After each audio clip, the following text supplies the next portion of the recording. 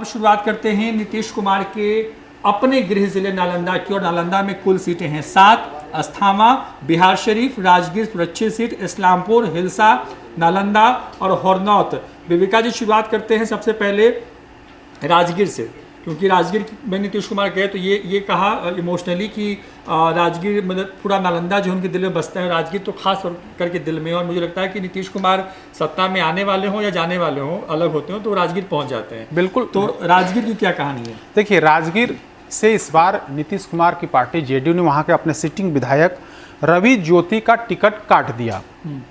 रवि ज्योति अब कांग्रेस के टिकट पर वहाँ से चुनावी मैदान में हैं। कौशल किशोर जो जेडीयू के सामान्य कार्यकर्ता को जेडीयू ने वहाँ से उम्मीदवार बनाया, यानी कि नए चेहरे को मौका दिया गया है। खुद नीतीश कुमार वहाँ पर चुनाव प्रचार करने गए थे और कहा था कि यह इलाका राजगीर तो मेरे दिल में बसता है और मैं जब भी मौका मिलता है मैं राजगीर जरूर आता हूँ। राजगीर में हमने क्या काम किया है यह बताने की हमें ज़रूरत नहीं है, आप सब लोग जानते हैं राजगीर के लिए हमने क्या क्या नहीं किया। जब भी हमें मौका मिला इस इलाके का हमने विकास करने की पूरी कोशिश की। तो ऐसे में उन्होंने वहाँ के लोगों से कहा कि हमें सिर्फ हम आ गए हैं यहाँ पे, बाकी काम आपको करना है, यानी कि आप लोग जेडीयू के पक्ष में वोट करिए। तो निश्चित तौर पर राजगीर से जुड़ाव है नीतीश कुमार का, सिर्फ राजगीर से ही नहीं बल्कि नालंदा से जुड़ाव है। इस लिहाज से लगता है कि मतदाताओं में कहीं ना कहीं एक बार फिर से जेडीयू कैंडिडेट को अवसर देंगे। और उसका जो जानकारी है उसके अनुसार यही है कि स्थिति जेडीयू के कौशल किशोर की स्थिति बेहतर है। अस्थामा सीट की बात करते हैं, राजगीर नालंदा में ही अस्थामा सीट है और वहाँ पे क्या कहानी बन रही है? देखिए, वहाँ अस्थामा से राजद ने अनिल महाराज को टिकट दिया है और जेडीयू की तरफ से जितेंद्र कुमार चुनावी मैदान में है। लोजपा के रमेश कुमार, यानी कि लोजपा ने वहाँ से टिकट दिया है, लोजपा वहाँ से चुनाव मैदान में है।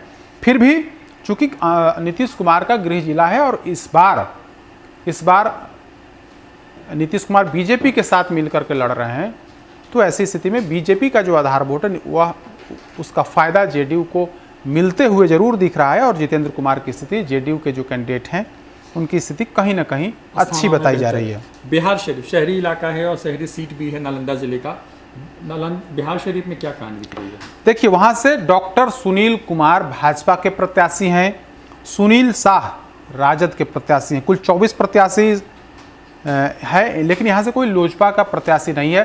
तो ऐसी स्थिति में बीजेपी का अधिक वोट कटने का कोई गुंजाइश नहीं है। तो ऐसी स्थिति में जो जानकारी है उसके अनुसार शहरी सीट होने की वजह से और नीतीश कुमार का गृह जिला होने की वजह से उसका फायदा डॉक्टर सुनील को, यानी कि बीजेपी प्रत्याशी को मिलते दिख रहा है। तो मतलब बिहार शरीफ में भी बीजेपी को एक एज है। इस्लामपुर सीट जो है, अगर उसकी बात करें तो इस्लामपुर में क्या कहानी दिख रही है? देखिए, इस्लामपुर की अगर हम बात करें तो इस्लामपुर में राकेश रोशन राजद के कैंडिडेट हैं और चंद्रसेन प्रसाद जेडीयू के हैं।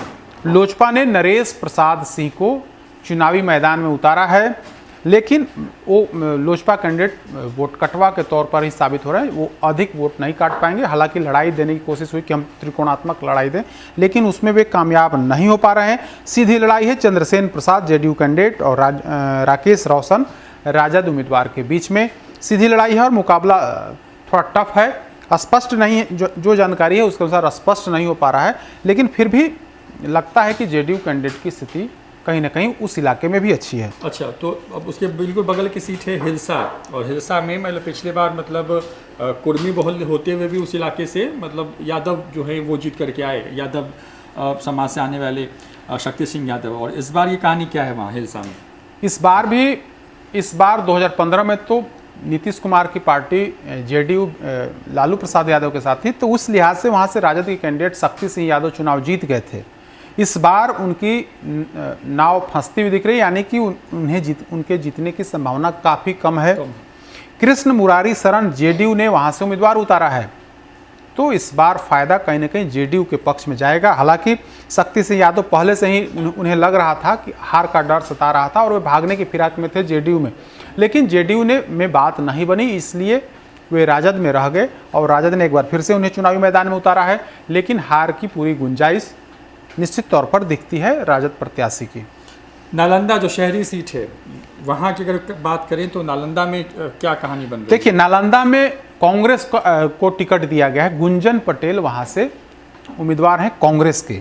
श्रवण कुमार जो नीतीश कैबिनेट के वरिष्ठ मंत्री हैं, श्रवण कुमार, वे चुनावी मैदान में हैं। यहाँ भी लोजपा ने रामकेश्वर प्रसाद को मैदान में उतारा है, लेकिन पलड़ा तो भारी श्रवण कुमार का ही दिखता है। जेडीयू के कैंडिडेट हैं, उस इलाके के रहने वाले हैं और काफ़ी एक्टिव हैं और नीतीश कैबिनेट में ग्रामीण विकास मंत्री और संसदीय कार्य मंत्री हैं, तो नीतीश कुमार के नज़दीकी हैं। नीतीश कुमार भी इनके चुनाव प्रचार में गए थे। पलड़ा तो श्रवण कुमार का, जेडीयू कैंडिडेट का ही भारी दिखता है। गुंजन पटेल पहली दफ़े चुनावी मैदान में है, लेकिन उसका कोई लाभ उन्हें मिलते हुए नहीं दिख रहा है। हरनौत सीट की बात करते हैं, हरनौत सीट में क्या कहानी दिख रही है? देखिए, हरनौत में कुंदन गुप्ता हैं। कुंदन गुप्ता कांग्रेस के प्रत्याशी हैं। जहाँ जहाँ कांग्रेस के प्रत्याशी, कांग्रेस ने उम्मीदवार उतारा है, वहाँ पर जेडीयू बीजेपी थोड़ी लग रही है कि मतलब निश्चिंतता की भाव जरूर है। तो उसी का फायदा यहाँ हरि नारायण सिंह जो जेडीयू के कैंडिडेट हैं उनको मिलते हुए दिख रहा है। यहाँ भी लोजपा ने ममता देवी को चुनावी मैदान में उतारा है, लेकिन लोजपा यहाँ भी कामयाब होती हुई नहीं दिख रही है। यानी कि कुछ वोट जरूर लोजपा काटेगी, लेकिन उसका कुछ खास नुकसान जेडीयू कैंडिडेट को नहीं मिलते दिख रहा है। यानी कि सीधे तौर पर नालंदा में, यानी कि नालंदा जो नीतीश कुमार का गृह जिला है, वहाँ पर जेडीयू बीजेपी को फायदा मिलते हुए दिख रहा है। बिल्कुल। तो नालंदा की बात करते हैं तो नालंदा में कुल 7 सीटें जो नतीजे सामने आने वाले हैं, जो जानकारी है, जो ग्राउंड रिपोर्ट्स है, उसके हिसाब से नालंदा के 7 सीटें, अस्थामा, बिहार शरीफ, राजगीर, इस्लामपुर, हिलसा, नालंदा शहरी सीट और हरनौत, और इन 7 सीटों में से 7 सीटें जो हैं वो एनडीए गठबंधन को जाती हुई नजर आ रही हैं। यहाँ पर महागठबंधन का कोई बहुत ज़्यादा कमाल होता हुआ नजर नहीं आ रहा है। यानी कि नीतीश कुमार ने जो इमोशनल अपील की, उसका असर नालंदा के वोटरों पर लग रहा है, और ये लग रहा है कि नालंदा में जो हैं वहाँ के जो स्थानीय वोटर हैं वो नीतीश कुमार के साथ अभी भी जो है इंटैक्ट हैं।